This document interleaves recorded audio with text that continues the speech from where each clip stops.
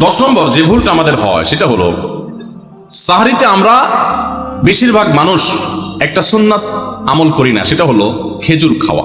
সন্ধ্যার সময় ইফতারিতে যখন আমরা সাহরি খাই তখন তো সবাই আমরা জানি, আমরা ইফতারিতে যখন খেজুর খাই তখন তো আমরা সবাই মোটামুটি জানি যেটা সুন্নাত, কিন্তু সাহরিতে খেজুর খাওয়া যে সুন্নাত এটা ম্যাক্সিমাম মানুষ আমাদের দেশে এখনো জানেন না।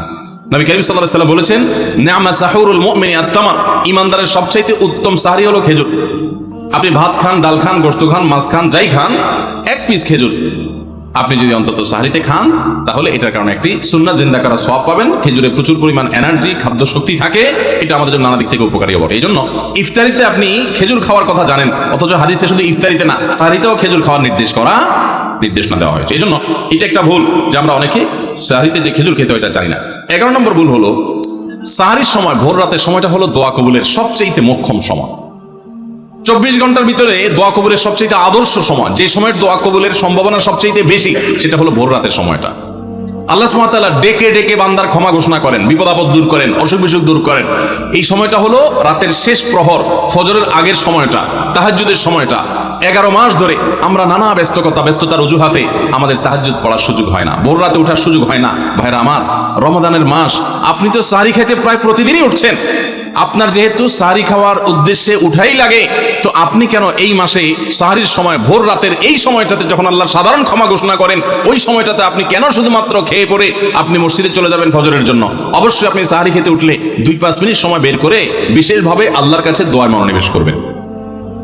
আমাদের একটা বড় ভুল হলো সাহরির এই সময়টাকে দোয়ায় আমরা মনোনিবেশ করি না। সম্ভব হলে 2 রাকাত নামাজ পড়েন, 4 রাকাত নামাজ পড়েন, সেটা যদি না পারেন তো সাহরির খানার শেষে অথবা আগে আপনি আপনার রুমে গিয়ে লাইট বন্ধ করে নিরিবিলি জায়গায় একটু আল্লাহর কাছে হাত তুলে একটু চোখের পানি ফেলে চান, দোয়া করেন। দোয়ার এই সুযোগটা 11 মাস আপনি পান না, রমজান মাসে সাহরির উসিলায় পেয়েছেন, তো আপনি সেই সুযোগটা কেন হাতছাড়া করবেন? আমি বিনয়ের সাথে বলতে চাই, একজন মানুষের জন্য আমরা এই সুযোগটা হাতছাড়া না করি। আমি পারতপক্ষে কোনোদিন এই সুযোগটা হাতছাড়া করি না ভাইরা। যেদিন কিছুই করতে পারি না, ওইরকম দোয়া করার সময় হয়তো নাই, কোনো কারণে দেরি হয়ে গেছে উঠতে, ওই দিন খাইতে মনে মনে দোয়া করার চেষ্টা করি, প্লেটটা ধুইতে দোয়া করার চেষ্টা করি।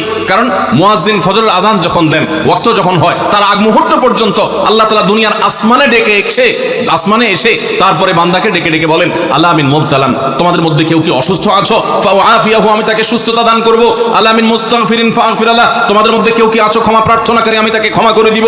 এভাবে ডেকে ডেকে আল্লাহ তাআলা দিতে থাকেন। টোটাল 24 ঘন্টার মধ্যে যেই সময়টার দোয়া ফেরত দেয়া হয় না, যেই সময়টার দোয়া মিস হওয়ার সম্ভাবনা খুবই কম, আপনার দোয়ার বেসিক শর্তগুলো ঠিক থাকলে এই দোয়া কবুল হওয়ার সম্ভাবনা জোরালো, সেই সময়টা হলো ভোর রাতের সময়টা। রমজান মাসে এই সময়টাতে দোয়ার যে সুযোগ তৈরি হয়, দোয়ার যে বিশাল সুযোগ আপনি পান, এই সুযোগটা হাতছাড়া করে আপনি শুধুমাত্র খেয়ে দিয়ে এই সময়টাকে পার করে দেন, এটা কখনো বুদ্ধিমানের কাজ হতে পারে না। এই জন্য রমজান মাসের ভুলগুলোর মধ্যে থেকে একটা হলো যে সাহরির সময়টাতে, ভোর রাতের সময়টাতে, দোয়া কবুলের গুরুত্বপূর্ণ সময়টাতে আমরা দোয়া তো করিই না। অনেকে ওই সময় আজকাল সাহরি পার্টি বের করেছেন, তামাশা বের করেছেন, অনেকে টেলিভিশনের প্রোগ্রাম দেখেন, কোন চ্যানেলে সাহরির সময়ের কোন প্রোগ্রাম আমরাও মাঝে মধ্যে এগুলো আগে রেকর্ড করা থাকে। সাহরির সময় আমরা টেলিভিশনে প্রোগ্রাম করতে যাই না, আগে রেকর্ড করা থাকে, সেগুলো চলে। এগুলো হলো তাদের জন্য যারা টেলিভিশনে হারাম জিনিস দেখবে, ওই টাইমটাতে সে যেন হারাম জিনিস না দেখে ভালো কিছু দেখে। আপনাদেরকে আমরা বলবো, কখনো ওই ভোর রাতের ওই সময় ইসলামিক প্রোগ্রামও দেখতে যাবেন না। আপনি ওই সময়টাতে আল্লাহর সাথে কথা বলবেন, ওই টাইমটা ইবাদতের সময়, ওই টাইমটা দোয়া এবং রোজাদারির সময়। আমরা বেশিরভাগ মানুষ এই ভুলটা করি যে রমজানে আল্লাহর কাছে পাওয়ার এই বিশাল সুযোগ আমরা হাতছাড়া করে ফেলি। আমরা এখন থেকে সাহরিতে উঠলে দোয়া করবো তো ইনশাআল্লাহ। আল্লাহ আমাদের সবাইকে তৌফিক দান করুন। তাহলে এটি ছিল 11 নম্বর ভুল। রমাদানকে আমাদের সার্থক করতে হলে এই ভুলটা দূর করতে হবে, সংশোধন করতে হবে। সাহরিতে দোয়া থেকে বিরত থাকা, এই ভুল করা যাবে না। 12 নম্বর ভুল হলো অনেকে রোজা রেখে থুতু গিলাটাকে দোষণীয় মনে করেন যে রোজা রেখে বোধহয় থুতু গেলা যায় না, এই জন্য ঘন ঘন থুতু ফেলে দেখবেন অনেকে আছেন। বিশেষ করে নতুন যখন রোজা রাখে পোলাপান, তখন দেখবেন যে মিনিটে থুতু ফেলে, আছে না নাই? এই ঘন ঘন রোজা রাখে আপনার থুতু ফেলে কেন? কারণ মনে করতেছে থুতু গিললে তার রোজা ভেঙে যাবে। ভাই, থুতু যদি আপনি না গিলেন আপনি বাঁচবেন? থুতু না গিললে কেউ বাঁচবে? যতই আপনি থুতু ফেলেন, আপনার থুতু তো কিছু না কিছু ভিতরে যাবেই। যদি না যায়, গলা শুকিয়ে গেলে তো আপনি মরেই যাবেন। এই জন্য এটা একটা ভুল যে আমরা মনে করি থুতু ফেলা লাগে রোজা রেখে। রোজার কারণে এক্সট্রা কোনো থুতু ফেলার দরকার নাই। আপনার মুখে বালু চলে আসছে, একটা মশা ঢুকে গেছে, আপনি রোজা আছে, এটা যেন ভিতরে না যায়, সেজন্য থুতুটা ফেলে দিলেন, এটা ভিন্ন কথা। আপনি বেসিনে গিয়ে ফেলে আপনি একটু পানি ঢেলে দিলেন, কিন্তু রোজা রেখে ঘন ঘন থুতু ফেলতে হবে, থুতু গিলা যাবে না, এরকম কোনো কথা নাই। এটা আমাদের একটা ভুল, রমজান কেন্দ্রিক একটা ভুল।